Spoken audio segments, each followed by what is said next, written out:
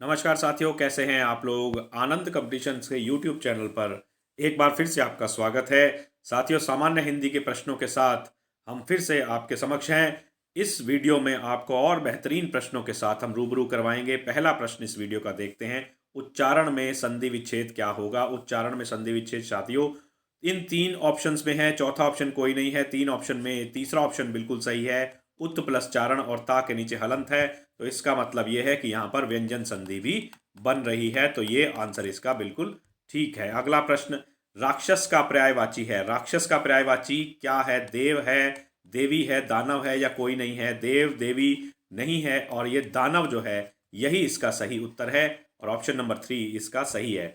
अगला प्रश्न, कौन वर्तनी शुद्ध है। देखिए आशीर्वाद लिखा हुआ है, तीन ऑप्शन है, तो इनमें हमें छांटना है कि कौन सा वर्तनी वाला ऑप्शन सही है। तो ऑप्शन नंबर ए सही है, क्योंकि वाह के ऊपर ही रा लगेगा। आशीर्वाद शाह और ई की मात्रा के बाद रा बुल रहा है, तो निश्चित रूप से ये यही सही बनना है और यही आप ध्यान रखेंगे। अगला प्रश्न हम देखते हैं, जो कम खर्चीला हो उसे क्या कहते हैं। देखिए कम खर्चीले को मितव्ययी कहा जाता है, लेकिन यहां पर मितव्ययी दो जगह लिखा हुआ है। एक में आधा ता डला है और आधा वा, और एक में पूरा ता और आधा वा है। तो इनमें से कौन सा ऑप्शन सही होगा। यहां पर हमें गलती नहीं करनी है पेपर में। ऑप्शन नंबर 3 जो है पूरे ता और आधे वा के साथ मितव्ययी शब्द बनता है। अगला प्रश्न देखते हैं, अर्थ का विलोम क्या है। अर्थ का विलोम होगा अनर्थ।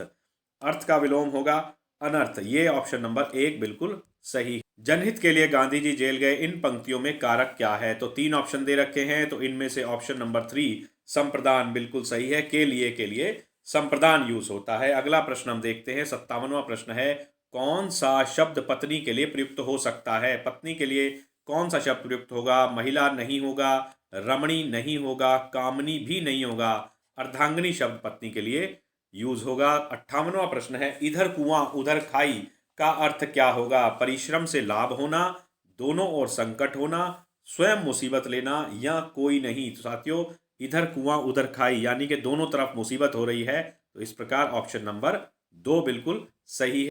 द्रव्यवाचक संज्ञा शराब में कौन सी जातिवाचक संज्ञा बनेगी। कबाबी, शराब, शराबी या शराब खाना। तो इसमें जातिवाचक संज्ञा होगी शराब की शराबी।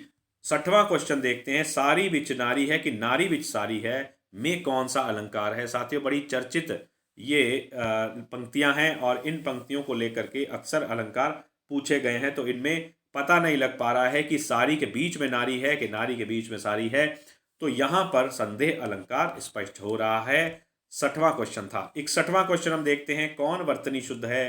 प्रादुर्भाव, प्रादुर्भाव, प्रादुर्भाव, प्रादुर्भाव लिखा हुआ है। असली शब्द जो होता है वो प्रादुर्भाव होता है। दू और उसके बाद रा भा आवा, तो दू के बाद रा कहाँ लग रहा है। ऑप्शन नंबर 3 में लग रहा है, तो ऑप्शन नंबर 3 इसका सही होगा। 61वां क्वेश्चन था। 62वां क्वेश्चन हम देखते हैं, संकर शब्द पहचानिए। इनमें से कोई एक संकर शब्द चाहिए। संकर शब्द क्या होता है। संकर शब्द वो होता है जो कि मेल से बना होता है। तो मेल से बने वाला शब्द कौन सा है। दो भाषाओं के मेल से बने हुए शब्द को हम संकर कहते हैं। संकर क्या होगा यहाँ पर। टिकट घर, टिकट इंग्लिश का शब्द है और घर हिंदी का शब्द है। खिड़की, प्लेटफॉर्म, टेलीफोन, ये संकर शब्द नहीं है। संकर शब्द इनमें से कौन सा है। टिकट घर है। टिकट घर, प्लेटफॉर्म दोनों अंग्रेजी के हैं और टेलीफोन भी दोनों अंग्रेजी के हैं। अगला प्रश्न हम देखते हैं, वह चांद से चेहरा अब दिखाई नहीं देता, इसमें चांद जैसा मुखड़ा या चेहरा क्या है। क्या है चांद जैसा मुखड़ा। यहां पर विशेषण है साथियों, ये विशेषण है, विशेषण पदबंध है और ऑप्शन नंबर 2 इसका सही। थोड़ा धन दो में थोड़ा क्या है। साथियों पूछा गया है कि जो ये सेंटेंस है, थोड़ा धन दो, ये एक सेंटेंस है, इसमें थोड़ा क्या क्या मतलब है। यहां पर संज्ञा है, सर्वनाम है, क्रिया है या विशेषण है। तो थोड़ा क्या है, ये विशेषण है, इसमें मात्रा की बात हो रही है। थोड़ा सा दो अनिश्चित मात्रा है। अगला क्वेश्चन हम देखते हैं, 65वां क्वेश्चन है, देने की इच्छा रखने वाला क्या कहलाता है। देने की इच्छा रखने वाला दित्सा कहलाता है साथियों। 66वां प्रश्न, जंगम का विपरीत होता है। जंगम का विपरीत क्या होता है। स्थूल। चौथा ऑप्शन बिल्कुल सही है। अगला क्वेश्चन हम देखते हैं, 67वां क्वेश्चन है, कौन सा शब्द विदेशी नहीं है। लीची, चाय, तकली या कोई नहीं। तकली शब्द साथियों ये विदेशी नहीं है। चाय और लीची जो शब्द हैं वो चीन के शब्द हैं, चीनी शब्द है ये। अगला क्वेश्चन 68वां, सेब पेड़ से गिरा, वाक्य में कारक क्या है? कारक पूछा गया है। सेब पेड़ से गिर गया है यानी कि सेब जो है वो पेड़ से अलग हो गया है, तो अलग होने के संबंध में अपादान कारक लगाया जाता है। तो यहाँ पर ऑप्शन नंबर 3 सही होगा। 69वां क्वेश्चन है, रेलगाड़ी आती ही होगी, इसमें कौन सा काल है? रेलगाड़ी आती ही होगी, इसमें संभावना की व्यक्त की जा रही है, तो यहाँ पर दूसरा ऑप्शन संभाव्य वर्तमान की बात हो रही है। अगला क्वेश्चन 70वां क्वेश्चन है, विस्मृत शब्द का अर्थ क्या है? विस्मृत शब्द का मतलब होता है भूल जाना।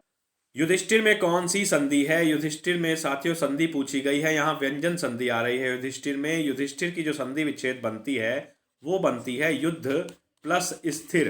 तो यहाँ पर हम देख रहे हैं कि युद्ध में स्वर की बात हो रही है और स्थिर में व्यंजन शुरू हो रहा है, तो यहाँ पर स्वर और व्यंजन का मेल हो रहा है, व्यंजन संधि यहाँ पर बन रही है। अगला क्वेश्चन आ रहा है, 72वां क्वेश्चन है, कृतघ्न शब्द का सही अर्थ क्या होगा? कृतघ्न साथियों उसे कहते हैं जो कृतज्ञता को नहीं मानता है, एहसान को नहीं मानता है, यानी कि कृतघ्न होता है। 73वां प्रश्न देखते हैं, भूरी भूरी भेदभाव भूमि से भगा दिया। भूरी भूरी भेदभाव भूमि से भगा दिया, साफ दिख रहा है कि भा भा भा शब्द, भा भा भा वर्ण यहाँ पर आ रहा है, तो यहाँ पर एक वर्ण की पुनरावृत्ति हो रही है, तो यहाँ पर अनुप्रास अलंकार बन जाएगा। ऑप्शन नंबर 2 सही। 73वां क्वेश्चन था। 74वां क्वेश्चन देखते हैं, समीचीन शब्द का पर्यायवाची क्या है? समीचीन शब्द का पर्यायवाची सुसंगत है। सुसंगत, तो ये समीचीन शब्द जो है कार्यालयी भाषा में भी इसका इस्तेमाल होता है, तो ध्यान रखिएगा। कई बार इस तरह के प्रश्न भी, कार्यालयी शब्दों के संबंध में प्रश्न भी पूछ लिए जाते हैं। अगला प्रश्न हम देखते हैं, 75वां प्रश्न है, इस वीडियो का अंतिम प्रश्न है, रचना के आधार पर वाक्य के भेद कौन से होते हैं? रचना के आधार पर साथियों वाक्य के 3 भेद होते हैं। कौन कौन से होते हैं? वाक्य के 3 भेद होते हैं, साधारण वाक्य, नंबर 2 संयुक्त वाक्य और नंबर 3 मिश्रित वाक्य। तो ये इसका सही उत्तर बैठेगा 3। तो ये प्रश्न थे, ये बड़े महत्वपूर्ण प्रश्न है। अगले वीडियो में और भी महत्वपूर्ण प्रश्नों के साथ हम फिर से आएंगे। मेरी शुभकामनाएं आपके साथ हैं। बहुत बहुत धन्यवाद।